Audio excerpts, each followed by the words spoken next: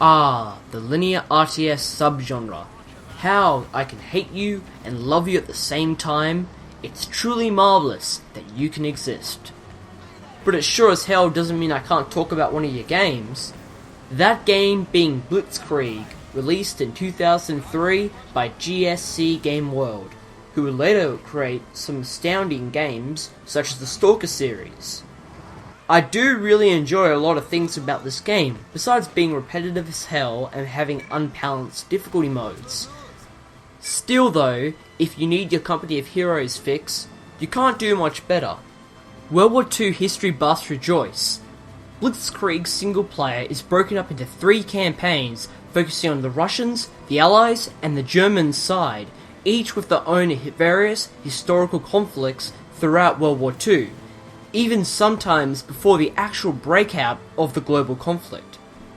There is a lot of nice details crammed into the descriptions of not only the new regions and battles you're involved in, but the wide selection of military equipment from the dozens of specific vehicles and cannons on the differing sides, each having an awesome description of when and why they were made.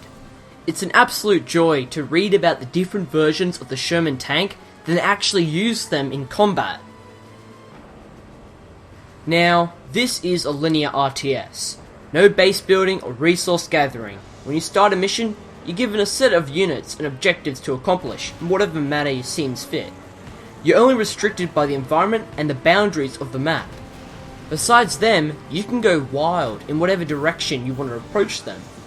It almost feels like a sandbox, with the various strategies you can employ at any given time. Now, these objectives themselves depend on whatever type of stage you're playing. If it's a historical mission, it might involve relieving some fellow allies from a besieged city or defending a position against the waves of enemy troops. Now, the other stages you play are a bit more random in structure. You'll be given a fairly generic task: secure a village or a train station, destroy or a set amount of enemies, or cross a certain bridge or area. But the difference here is that the map is randomized every time, so you really can't have a perfect way of playing for a mission.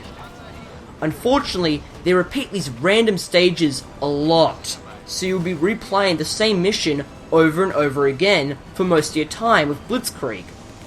They're not bad, but they just need a bit more variation, and they would have made things go a long way for the different campaigns, and would have kept things a lot more interesting. There is a point why there are so many of these missions, but I'll get to that in a moment. Now, the units themselves are interesting from a technical standpoint. You have your base infantry units, which can be used as a squad or be selected individually. They use as anti-infantry and can take cover in other buildings, becoming an effective defense block. Then you have your tanks and or armored vehicles that work as anti-building and anti-armor. You have different models and types that work for more specific purposes, like being better at fighting other tanks or infantry. Then you've got your cannons. You have your simple anti-air unit, which are very important, more on that in a moment, and also your artillery pieces that can work at not only destroying enemy positions and vehicles, but also as a suppressive weapon, stopping enemy forces from moving up. There is a surprisingly good Air Force options: bombers, spy planes, gunners, and my absolute favourite, the paratroopers. Depending on what side you're playing, you can deploy a couple squads of these soldiers from the air, wreaking havoc on nearby enemies and structures. But be careful of enemy anti-air, because, well, they're anti-air for a reason. Support units come in the form of repair crews, ammo teams, and medics, who do an impressive job. Ammo teams will actually seek out captured ammunition depots for resupplying your units. You also have special units like the Scout, who can sneak in and recon an enemy, deadly when combined with your artillery guns, but you have to be wary they only have one per mission. There is a lot of depth here. Enemy spy planes will locate your forces, turning them into easy pickings for their own guns, so better prepare your anti-air. Instead of sending your infantry into a town by themselves, maybe you should use your Scout to pick out nearby tanks and fortifications for your guns. Or maybe You could hunt down any anti-air weapons, destroy them, then drop some of your own troops. Or screw your artillery units and secure some of your own enemy's heavy guns. Yeah, fight fire with fire.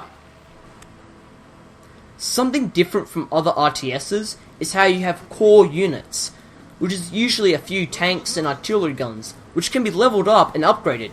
To get upgrades and experience, you'll need to accomplish those random missions that I was talking about.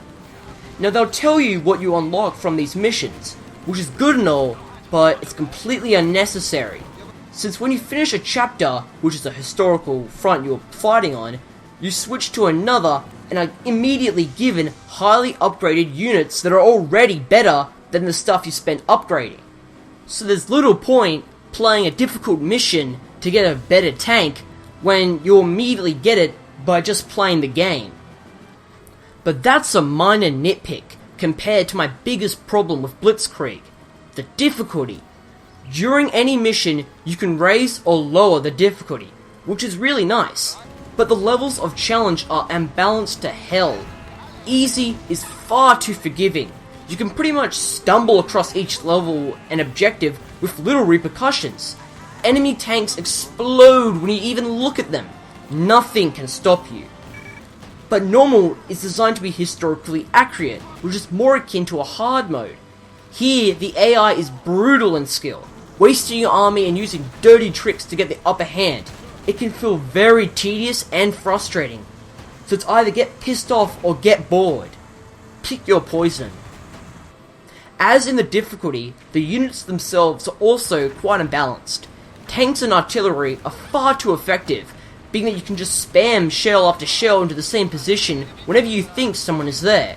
You can also restock ammo as much as you want, and as long as you have teams to go and collect it, they can keep on firing.